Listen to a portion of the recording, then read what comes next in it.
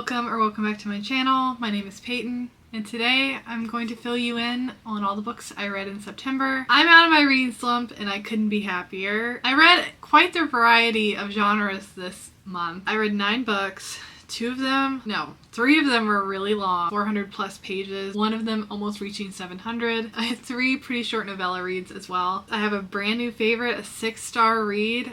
I couldn't be happier about it and I can't wait to talk about it. But without further ado, let's get into the books I read. I feel like I haven't talked to you all in a while. It's been a couple weeks. If you haven't noticed, my upload schedule has not been the greatest. It's just there's been a lot going on and a lot of stress, and I had some bad news that I'll talk about in my vlog I'm working on now, but it's been kind of an up and down couple months. But anyway, back to the books. Okay, the book that got me out of my reading slump, which I was so shocked about because it's a genre I don't particularly, I need to take that back because I really did like this book, but a genre I previously hadn't had success in. First book I finished this month was NOCTICADIA by Carrie Lake. Oh my god, it was so good! It was so atmospheric, perfect spooky fall read. Dark academia, dark romance, horror elements, mystery. I just loved the atmosphere and being in that world so much. That was really, like, once I closed it and I was like, that was probably a 3.5-star read, and I was like, I can't stop thinking about it, so it's probably like a 4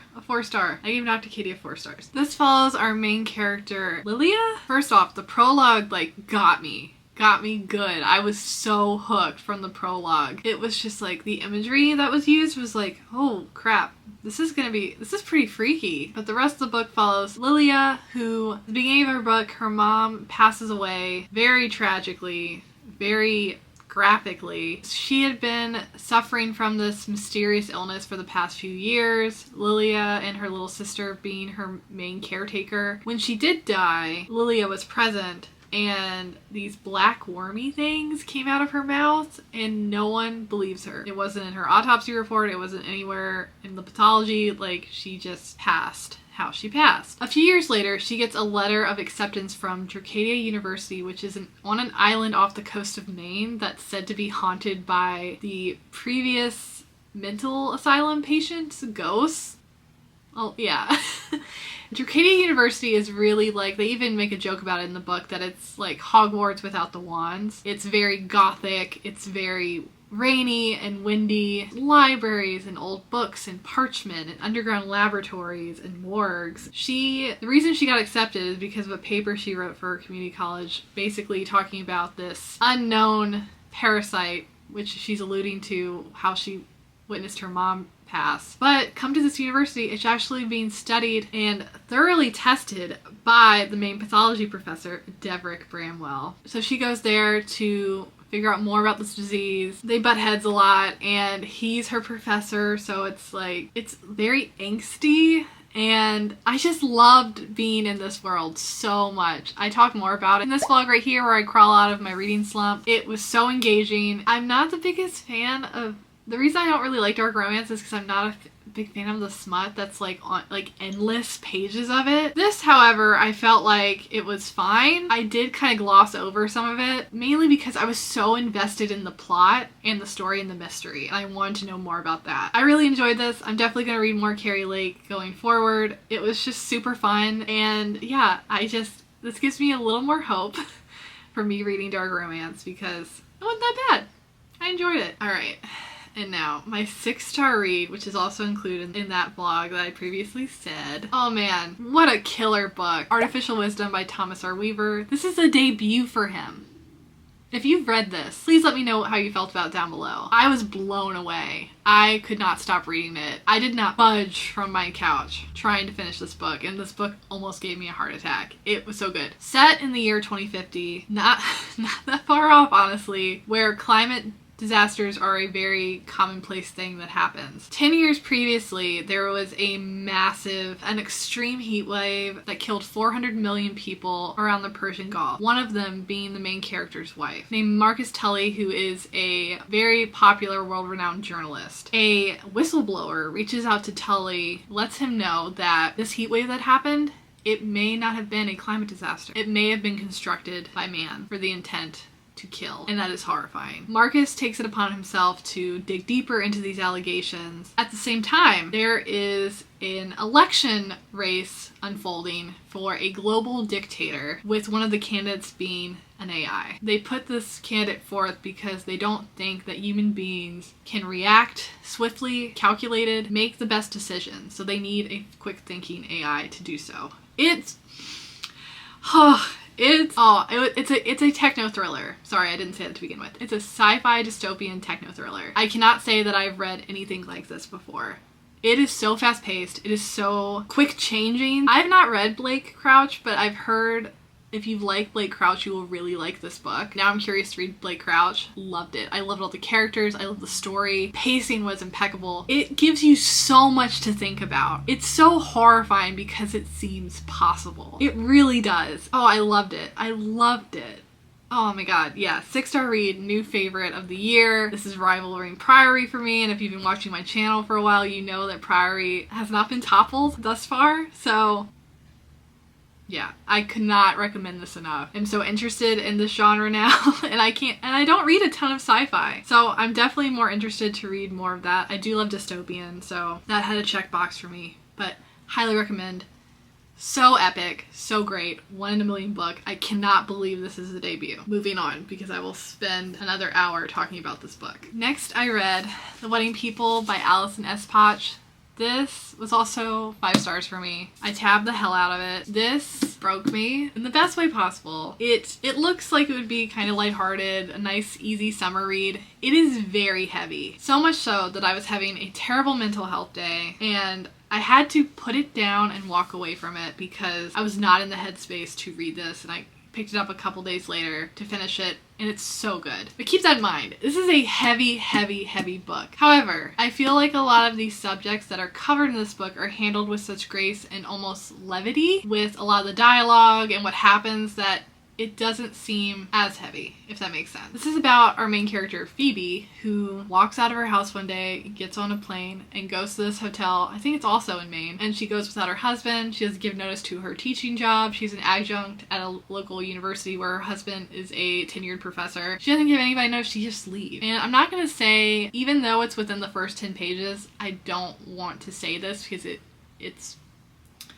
is a spoiler. She goes to this hotel for a very specific reason. When she gets to the hotel, she is mistaken for one of the wedding people or the wedding party because this whole hotel rented out for the week for this upcoming wedding. Phoebe bumps into the bride, and the bride's like, "Who are you? Why are you here?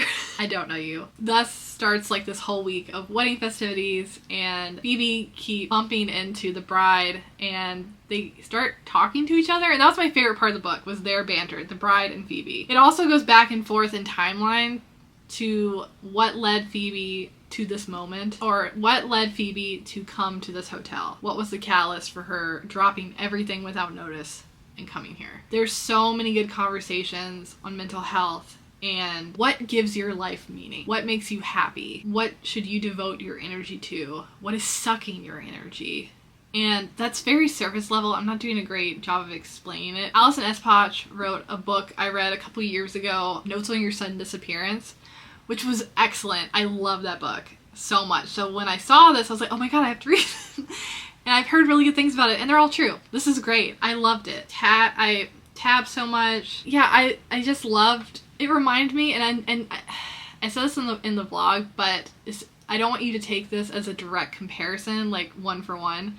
This did kind of remind me of Happy Place by Emily Henry, but mainly I think because of the conversations that were had and the friend group and the location and everything that's centered around this location where these people come to for an event. Yeah, I think it's so well done. I loved it. 5 stars. I will read anything this woman writes now. I think she has another book in her backlog that I want to pick up, but if you can handle the content, highly, highly recommend. But please look it up. Okay, the next book I read, I can't even really show the cover because I feel like that's kind of a spoiler, but I'm going to say this is the second book in the Brightfall series. The first book being Delilah Green Doesn't Care, which I read earlier this year. Loved it. 5 stars. Got me into reading contemporary romance. The second book, I'm just going to say, I'm going to talk about this book, but with that comes spoilers for the first book, or a big chunk of the main plot of the first book. So if you care about that, please skip ahead to the next book in my wrap up. But I'll give you 1, 2, 3, 4, 5. Okay, that book is Astrid Parker Doesn't Fail. This follows Delilah Green's sister a year after her failed wedding engagement, where she was dating this absolute shite bag and dumps him. And this follows a year after that, trying to pick up the pieces of her life, mainly get her business back on track and fall back into good graces with her mom, who's very overbearing and very rigid and just a bitch. I will say, I gave this 3 stars. I think this is on me because I didn't really care about Astrid as a character in the first book. I think she reminds me of someone I don't really like. I feel like Astrid's just like that personality that I just don't jive with. And I just thought it was okay. I just didn't really care much about her in the first book, so I went into reading this just not overly enthusiastic of following her POV. Sorry, a big element of this book is Astrid is being tasked to be on this reality home improvement show where they're renovating this local hotel that's been in Bright Falls for decades. It's been a staple, but it's really been struggling and needs a facelift. So Astrid's brought in as the lead interior designer on this project. It's called the Everwood Motel. Jordan Everwood is the granddaughter of the owner, is also the lead carpenter on this project, and they immediately dislike each other, get off on the completely wrong foot. They have to work together, and the producers kind of lean into this friction and disruption and drama for the show. I think I've come to realize I don't really like reading about reality TV. It's not my thing. I don't really watch it that much anymore, so reading about it, it wasn't the best experience. I overall just thought this was okay. I didn't really get the chemistry. This just didn't do really anything for me. Like, I think there's a lot of good commentary on being bisexual and coming out as bisexual to your friend group when you've presented as straight for your whole life, and that change within yourself and discovering that. Much like Delilah Green Doesn't Care, I feel like those conversations are really great and the representation I think is very important, but overall I didn't love this. I'm still going to finish the series because the next book follows another person in the friend group, Iris, and I'm hoping it's good because I love Delilah Green Doesn't Care so much, so I'm really hoping it's not as one note as this was for me. And then I went a completely different route and picked up a translated fiction work. I read Paradise by Fernanda Melchor. This is translated from Spanish by Sophie Hughes. Someone had this as a disturbing read and that always piques my interest. They're right. This is very disturbing. It's very upsetting. It's a little bit over 100, I think it's 150 pages. No, it's 115 pages. Yeah, it's, whew. This will be a new addition to my disturbing books list for sure. This follows 2 teenage boys in this wealthy gated community called Paradise. They both come from very opposite sides of it. One, Polo, is the landscaper, gardener within the community. He wants a different life for himself, away from Paradise, away from his mom, who he lives with, who's very overbearing, emotionally and physically abusive to him. And the other perspective being Franco, who lives in the community, spoiled brat, addicted to, can I even say it? Addicted to? He is obsessed with his neighbor, who's an older woman. So obsessed. Both of them just kind of revel in their anger and, oops. Hold on. Okay, sorry if I changed a little. I had to clear up some space on my camera. Sorry. Back to Paradise. The anger and the rage radiating off of this book is so strong. The more that's revealed and the more you learn about the characters and what's going on with them, by the end you're like, oh my god, what? Wait, what? And this isn't a spoiler because it's in the back of the book. Franco and Polo, most of this book is them getting drunk at night in an abandoned house on the property and coming up with this plan, take what they think they are owed. That's the main premise of this book. It also deals with class, very hyper-violent tendencies within men and young men when they think they are owed something and how to get it. And it all builds to like this very, very intense and violent climax. And you know that from the beginning that that's where it's leading, and it doesn't make it any less shocking when it does happen. It's just, yeah, so much rage and hate and anger. There's so much horrible language throughout this book that I can see why it can turn a lot of people off. But I don't think, I've seen like reviews where they say it's like super heavy-handed. I don't think it's without cause though. I think you're supposed to feel disgust and anger at these men or alongside with them. And then more and more is revealed that you're just like, oh my god, like you almost feel complicit in what is happening, which I think Melchor did so well, and this was executed so well. I want to read her other translated work. I think it's called Hurricane Season. I really want to read that too. It's longer than this. Her writing style is it's very dense. Like, there's no breaks. It's just very much stream of consciousness. No breaks in dialogue, no paragraphs. I think there's maybe 3 chapters total in the 115 pages. If you can get through the first part with the writing style, I think the rest of it you just fly through, because it just gets so much more upsetting. You can't look away. It's like a very horrible, horrible, horrible, burning, flaming train wreck that you cannot tear your eyes away from. I ended up really liking this, and I don't know what that says about me, but I do like reading disturbing books that really show the darkness of how much the human psyche can break when it's pushed so far. I do recommend this, but proceed with caution. There's a lot of upsetting imagery, dialogue, everything in a 150-page little package. So then I read another novella called The Night Guest by Hilda Knutsdatter. I'm sorry, I'm not Icelandic. I'm going to butcher this. This is translated by Mary Robinette Kowal. About 160 pages. This is a very punchy, quick, very dread-inducing read. This follows our main character, and again, I'm gonna mispronounce this. I'm sorry. The main character, Gisun, she's in her 30s. She is at another doctor's office, another one, and another one, and another one, trying to figure out why she is so exhausted. She wakes up feeling like she never went to sleep. Her joints ache, her hips ache. She is so tired that she finds it hard to get through daily life and even step into or out of the shower, go down the stairs, walk to work, and no one can get the root of it. And like, her friends are like, oh, you need to exercise and eat more and do all this, and the doctors are like, exercise, eat more, psychology. I don't think this is a physical problem, and just like this track of just not being taken seriously by medical professionals. And so she buys a smartwatch or a Fitbit-esque type of watch to track her steps, make sure she's getting like 10,000 steps a day. And she falls asleep with it on one night, and she wakes up and it says she's walked 40,000 steps in the night. And so the whole book it's all in her POV, it's all in her headspace. Starts to unravel what is happening, where she goes at night, why she's feeling the way she does, and a little bit more about her history and the tragedy that she had in her life that's never really been dealt with. This really reminded me, and it's not, again, a 1-for-1, but this really reminded me of Come Closer by Sarah Gran, which I read last year. Very much the same type of structure. A novella, very quickly moving. You are inside the protagonist as they are either going crazy or something more sinister is at play. I thought this was good. I thought this was fine. Like 3 stars. It was very surprising. I do think something in the translation kind of suffered a little bit by the end, or maybe the ending. I was just a little confused. I did overall like it. It's a very weird little book.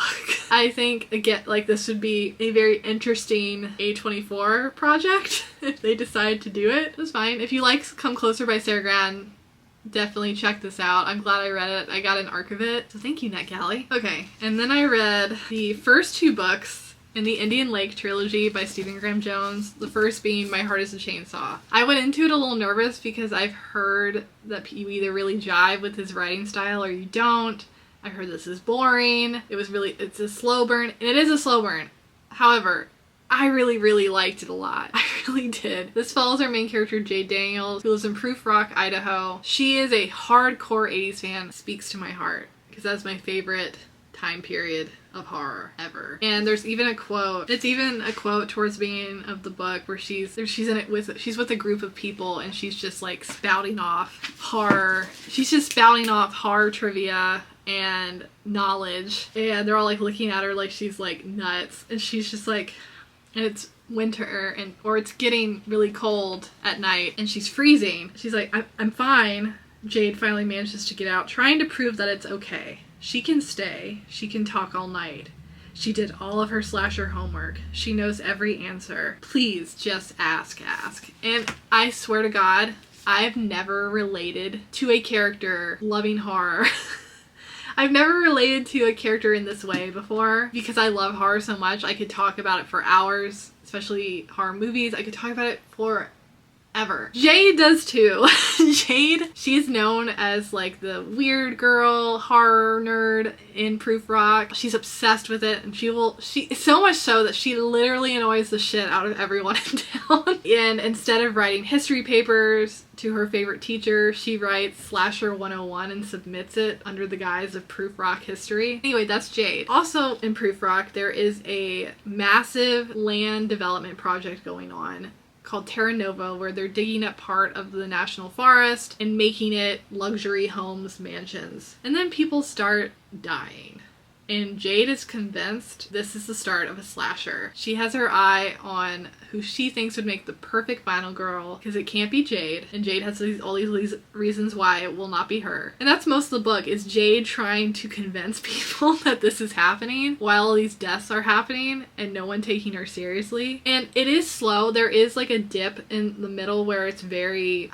Now, I wouldn't say it's meandering. I would just say it, like, definitely the pacing just drops. But then, like, around the 60-70% mark, oh man, I loved it. I couldn't put it down. I just wanted to know what was going to happen. And I really, really, really, really, really liked it a lot. The last 2 paragraphs gave me chills. The kills were sick. If you love 80s slashers, if you love horror in general, like, I think you would like this. I really truly did like this a lot. I'm so glad I picked it up. I think it's excellent. And I definitely want to read more Stephen Graham Jones outside of this trilogy, because I know he has a very extensive backlog. Then I picked up, and I'm not going to talk too much about it because it's the second book, Don't Fear the Reaper. This is set 4 years after the events of the first book, still following Jade, and that's all I'm going to say. I gave this 3 stars. I thought it was really, really good. Around the first, I want to say 60%. It's like the opposite problem the first one had. I think this was really good the first 60-70%, and then it got really confusing and convoluted that I wasn't really sure by the end exactly what happened. I did think this suffered, the main thing this suffered from, I didn't think it needed to be nearly 500 pages, and I don't think we needed as many perspectives as we got, because really the only perspective you get in the first book is Jade's. That's really it. And you get maybe like a paragraph or a couple pages of something else, other's perspective. Don't Fear the Reaper, you get basically the whole town, and it's almost too hard to keep up with. So by the end you're like, wait a second, what happened? You're not really sure exactly what happened. I'm going to read the third book because I love Jade as a character and I want to know how the whole thing wraps up. Yeah, I'm waiting for that to come in from the library. And the very last book I read Foster by Claire Keegan. I read Small Things Like These earlier this year. Completely blew me away. It was such a small book. Claire Keegan's writing and story, it's so simple, but it's so powerful too. And Foster is exactly the same way. Foster follows a young girl who was taken to live by her dad to this older couple for the summer. Apparently there's some trouble at home. Her mom is just overwhelmed. She's pregnant again. The main character, the girl, she's one of 8. She is sent to live with this couple for the summer to take some, I guess, alleviate some of the household craziness. And this older couple show her love and attention and affection, and something she hadn't had with her bio family. And it all takes place over the summer. It's so charming and so sweet. And I think it just hits really hard, especially if you grew up in an emotionally neglectful household. This will hit you really hard. Because I had a parent who was emotionally neglectful, wasn't really present, I would say. The main character being shown like just simple attentiveness and care and love, whether that's being like a hot meal, a hot bath, a new pair of shoes, making both or one of the couple laugh, and it's just so beautiful. And it's 90 pages, so it's just Claire Keegan. She can pack so much into so little. What a talent. Like, what a true talent. And I cannot wait to read. I think the last read I have from Claire Keegan is her short story collection, which I do have, and I think I'll probably feel the same way that I do now. It's just, there's just so much emotional weight to her works, Small Things Like These and Foster. There's so much strong human emotions that sometimes you don't even get from a 500, 600 page book. And she can do it in less than 100, and I think that's so spectacular. And I love it. I highly recommend picking up Claire Keegan. Buy all of them. or get them from the library, whatever your choice is. They're so good. They're so good. That's all the books I read in September. Now that I'm out of my slump, I honestly cannot read fast enough. I just want to read all the books. I'm in the middle of 2 books right now. I love it. I love it. I love it. I'm back. I'm back. Yeah, thank you so much for watching this far and being patient with me with my sparse uploading at the time. I'm back, and yeah, I can't wait to film more and interact with you all. I love it so much. I hit like 1,500 subscribers, and I'm just like blown away that you all want to listen to me gab and want to talk books or horror, and I'm so grateful to you all. I truly am. This has been so much fun this year, and I can't wait to make more videos. I have so many ideas, and as always, thank you so much for clicking. Thank you so much for watching, and I'll have a new video for you soon. Bye!